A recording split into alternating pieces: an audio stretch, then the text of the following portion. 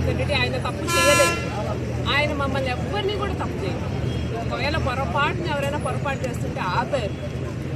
ఇది మంచి మార్గం అని మమ్మల్ని అందరినీ కూడా ఆయన పార్టీ మంచి మార్గంలోనే నడిపించారు. కాబట్టి ఏ రకమైన కక్ష కానీ ఏ రకమైనటువంటి కుళ్ళు కుతంత్రాలు కానీ లేకుండా రాజకీయం చేస్తారు. అట్లాంటి మనిషిని ఏ ఆధారంతో అరెస్ట్ చేస్తారు, ఏముందని ఆయన అరెస్ట్ చేయడానికి అని మేము గట్టిగా నమ్మం.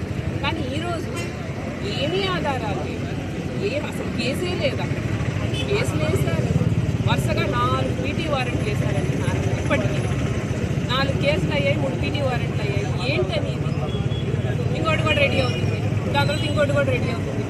జైల్లో పెట్టలేరు.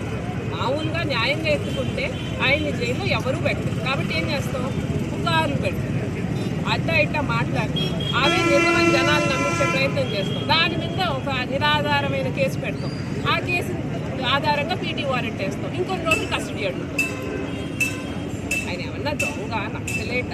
ఇన్ని కేసులు రావడానికి ఎస్సీ ఎస్టీ కేసులు పెట్టారు, ఇంకో రకమైన కేసులు పెట్టారు. ఎప్పుడు జిల్లా మొత్తంలో ఒక్కడు కూడా ఈ కేసులు నమ్మడు. కానీ అందరికీ తెలిసినా, మేము అన్యాయంగా కేసులు పెట్టామని తెలిసినా మాకు అధికారం ఉంది. మేము విచ్చలవిడిగా మా అధికారాన్ని